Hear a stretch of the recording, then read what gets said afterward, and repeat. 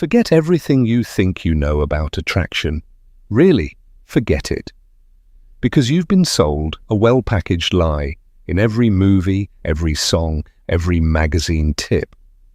The lie that you need a perfect body, a symmetrical face, or some special techniques from an adult playbook to be unforgettable.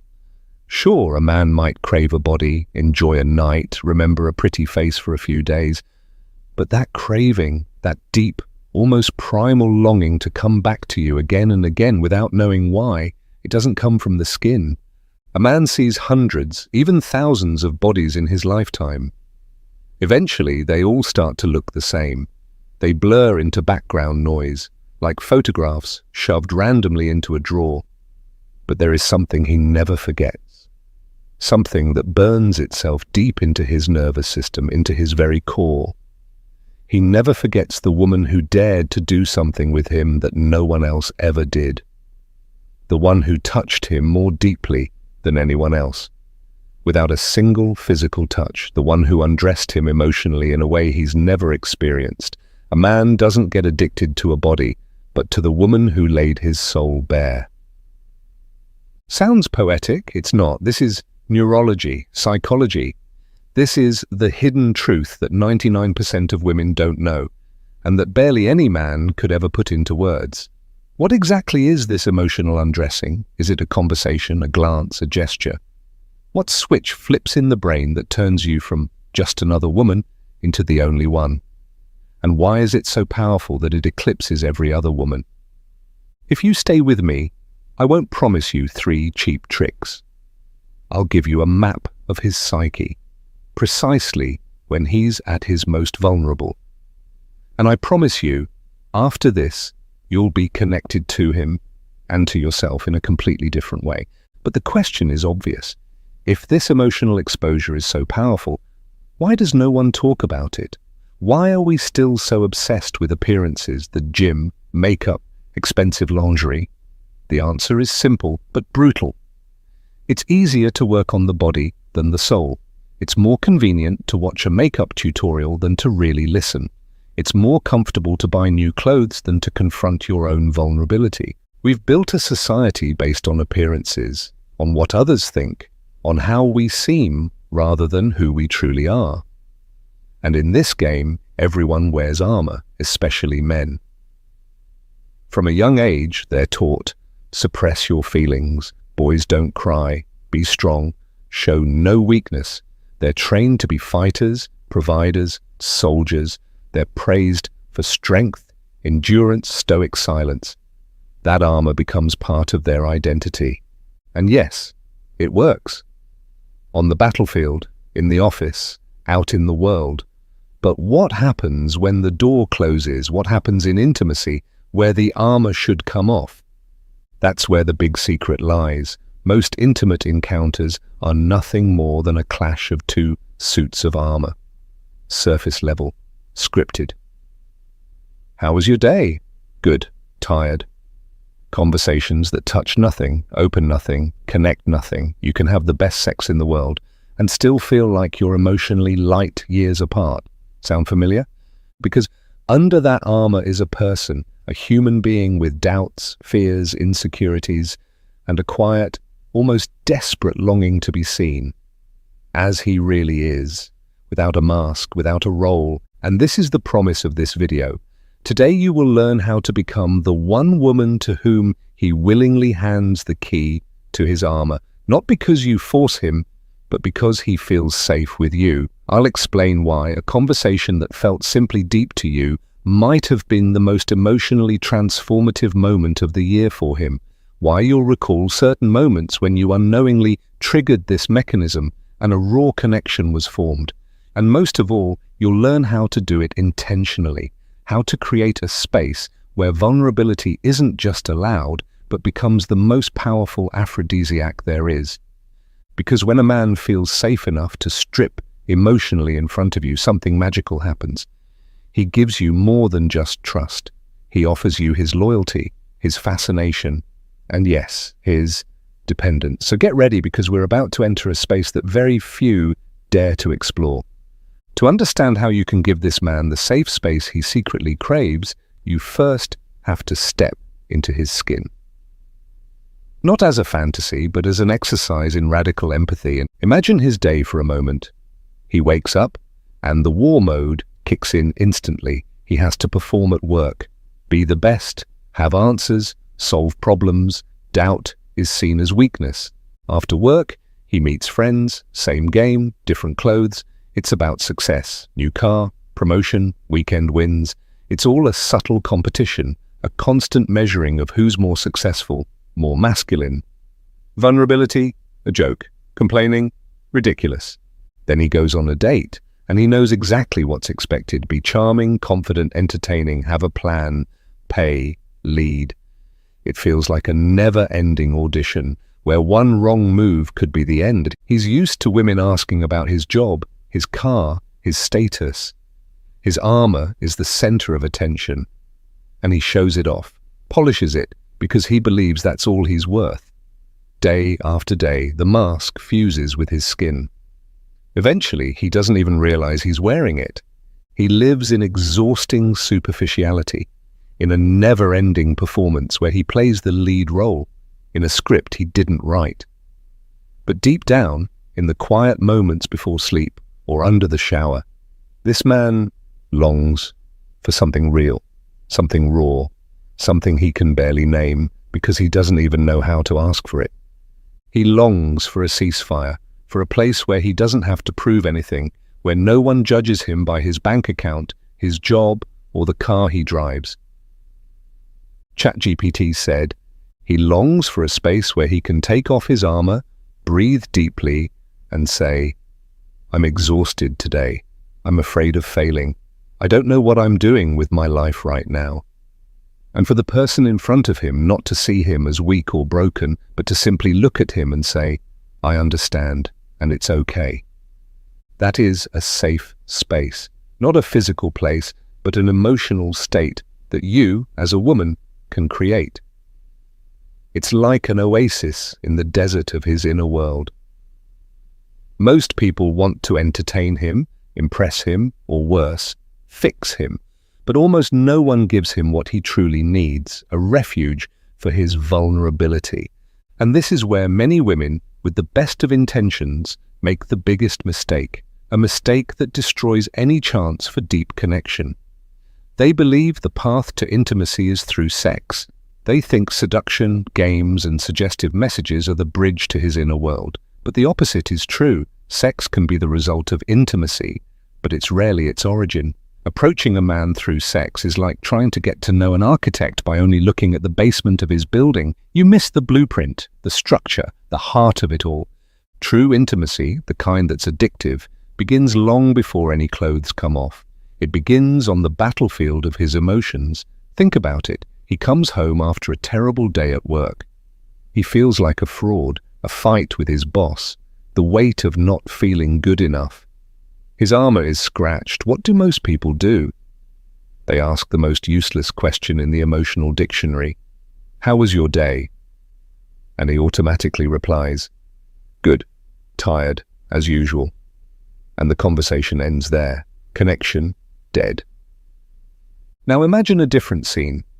Same day, same burden. But you look at him, pause for a moment, and ask a question that disarms him. Something like, forget the job, what internal battle did you fight the hardest today? Or what thought kept circling your mind today, the one you couldn't share with anyone? You ignore the armor and knock directly on the door of his most vulnerable self.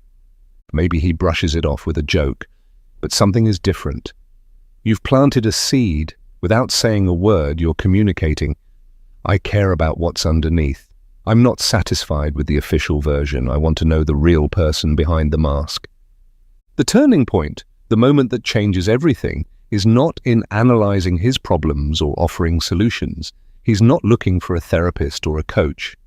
The mistake is in trying to give him advice. What he truly needs is a witness, someone who hears his fears without judgment, someone who acknowledges his quiet battles, someone who's interested in his scars, not as signs of weakness, but as the roadmap of his life. If you care about his shattered dreams, the projects he started with hope, and then had to abandon. If you ask him about his smallest victories, like the day he forced himself to go to the gym despite inner resistance, or finally made that dreaded phone call, these are the keys to his inner world. Each of these questions is like a click of the lock on his armor, and the more he opens up, the less exposed he feels, and the more he begins to admire you for your courage to dive that deep. And this quiet admiration is the first step to loyalty. It's in that exact moment when you've created that space and he starts revealing fragments of his soul to you that the real magic happens. That's the moment that turns a fleeting encounter into an unforgettable connection, the point of no return. Because you need to understand one thing. A man can have sex with many women. He can desire many. The body attracts, yes, but the world is overflowing with physical stimuli. His primitive brain is oversaturated, beautiful bodies, fleeting pleasures everywhere. But connection, a safe haven for his soul, someone who doesn't just tolerate his vulnerability but quietly honors it, that is incredibly rare. That's like a unicorn. That's the most precious treasure in his emotional world. And if you give him that space, you're giving him something he can't find just anywhere, but something absolutely unique. And his brain, his nervous system, his entire being will remember it. Then comes the explosion. Physical nakedness arouses for a moment. Emotional nakedness creates a bond that never fades. I'll say it again. Physical nakedness is temporary, an act with an end. Emotional nakedness is lasting. It leaves a mark on his chemical memory. Because when he shows you a crack in his armor, and instead of pouring salt into it, you touch it gently, you're sending him the most powerful message a man can receive from a woman. You're not saying, I like you. You're not saying, well, I want you. You're saying something far deeper. I see you behind your armor, and that doesn't scare me. It makes me fall in love with you. I see your chaos, your doubts, your struggles, and I don't think you're weak because of them. On the contrary, I see you as human, real. And that real man under all those layers, that's the one I choose, and I respect him. That's the climax, the switch that changes everything.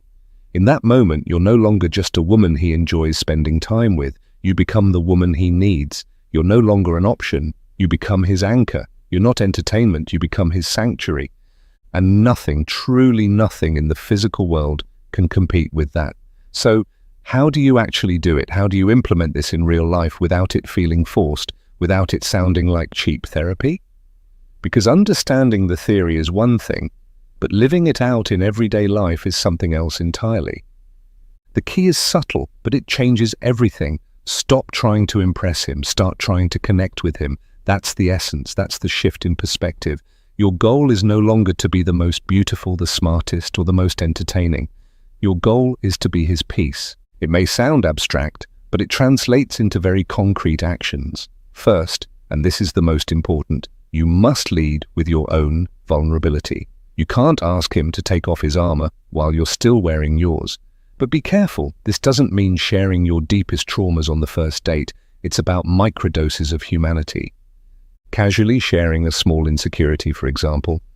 Sometimes I feel like I have no idea what I'm doing at work. Do you ever feel that way too? Or, today I just felt kind of invisible. It was a weird day. By opening up first, you give him permission to do the same. You show him the ground is safe. Second, you need to learn the art of asking questions that open doors, not the ones that close them. Forget, how was your day? If you see him lost in thought or stressed, try asking questions that invite self-reflection, not a report. For example, what weighed on you most today? If you could fix just one thing today with the snap of a finger, what would it be? When was the last time you were proud of yourself but didn't tell anyone? The key to these questions isn't just in the words, but in the intention. You're not asking to gather facts or to judge, you're asking to understand. Now comes the most important third step. Listen to hear, not to respond. When he starts to talk, your only task is to be a silent witness. Don't interrupt him. Don't offer solutions. Don't say, if I were you. Don't say, oh, it's not that bad. These kinds of responses are poison.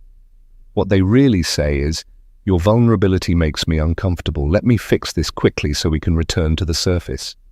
Your job is to create an empty space, a space where his words can simply exist without being judged. Look him in the eyes. Say things like, "I understand why you feel that way. That sounds really heavy."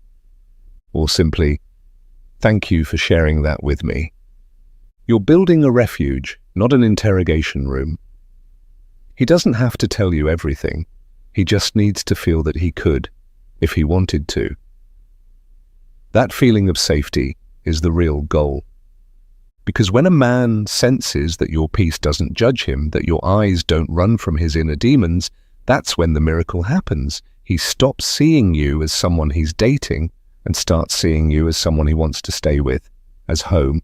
And in the end, after this whole journey through the depths of male longing, you may realize something unexpected.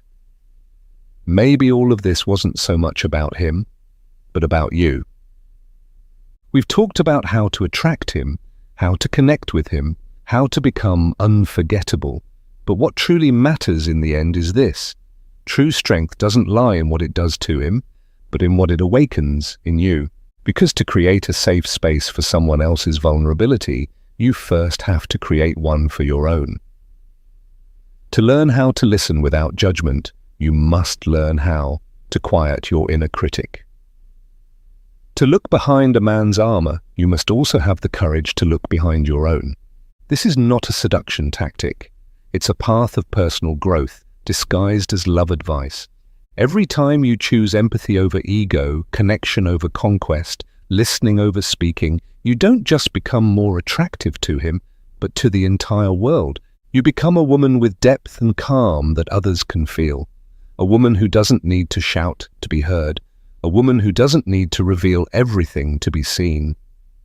The most powerful kind of attraction isn't the one you can see, but the one you can feel. It's the feeling of being truly seen and accepted for the first time in your life. But it's also the energy you radiate when you feel whole within yourself, when your confidence doesn't rely on his approval, but on your own ability to connect human to human. Think of the women you admire most, the ones with that certain something. Their strength rarely lies in outer beauty. Their strength lies in their presence, in how you feel around them. Safe, inspired, calm. That is the true goal. So, the next time you feel insecure, when you think you're not enough, when you feel you need to change your body or your face to be desirable, remember this. The most powerful aphrodisiac, the most irresistible quality you possess, is your ability to be a sanctuary in the storm. And no one can take that away from you. It doesn't wrinkle, it doesn't age, it never goes out of style, it only grows stronger with time. So the next time you sit across from him, you have a choice that will define the depth of your connection.